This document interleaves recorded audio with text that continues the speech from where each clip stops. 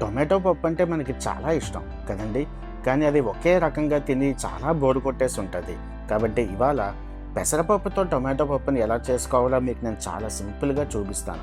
ఇది చాలా కమ్మగా ఉంటుంది. అలాగే రెగ్యులర్ పప్పులో కాకుండా మంచి కమ్మదనంతో చాలా ఫ్లేవర్ఫుల్గా ఉంటుంది. సో ఎక్కడ స్కిప్ చేయకుండా వీడియో లాస్ట్ వరకు చూస్తే ఈ పెసరపప్పుతో టొమాటో పప్పు మీకు ఈజీగా వచ్చేస్తుంది. ముందుగా ఒక ప్యాన్ తీసుకొని అందులో కనీసం అరగంట ముందు నానబెట్టిన పెసరపప్పుని ఆ నానిన నీటితో పాటే అందులో వేసేసుకొని లో ఫ్లేమ్లో ఒక్క 5 నిమిషాలు ఉడికించుకుందాం.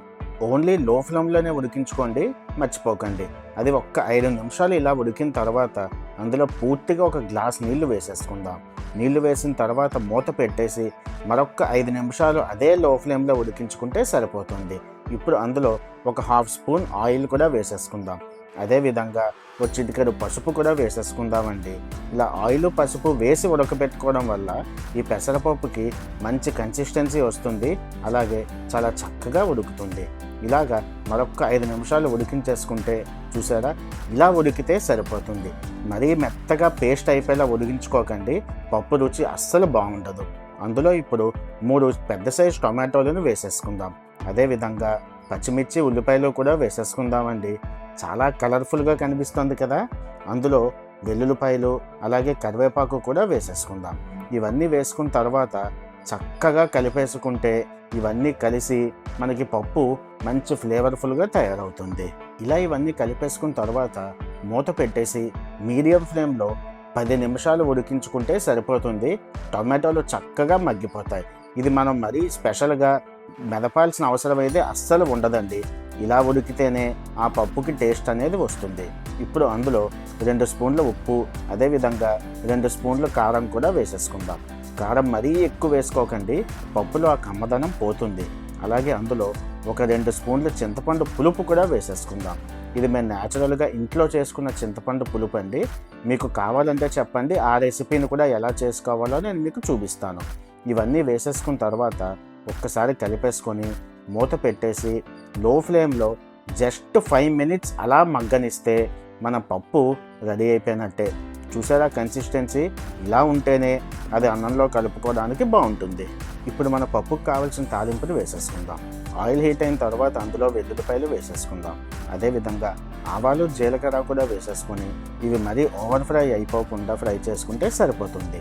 అందులో ఎండుమిరపకాయలు, ఓ గుప్పెడు ఉల్లిపాయ, అదేవిధంగా కరివేపాకులు కూడా వేసేసుకొని ఇవన్నీ మరొక 1/2 నిమిషం సేపు వేపుకుందామండి. అదేవిధంగా అందులో ఒక పావు టీ స్పూన్ ఇంగువ అనేది వేసుకుందాం. ఈ ఇంగువ వల్ల టొమాటో పప్పుకి మంచి ఫ్లేవర్ అనేది వస్తుంది.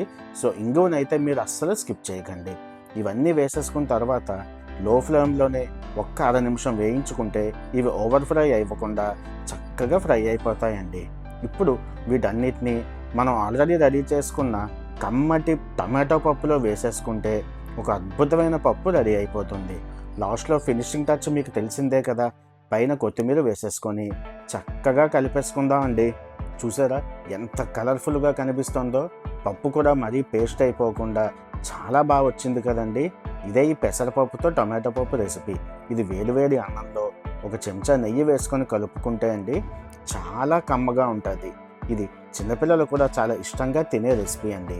సో ఈ రెసిపీ కానీ మీకు నచ్చితే ఈసారి మీ ఇంట్లో ట్రై చేసి మీ ఫ్యామిలీ మెంబర్స్ అందరూ తప్పకుండా ఎంజాయ్ చేయండి.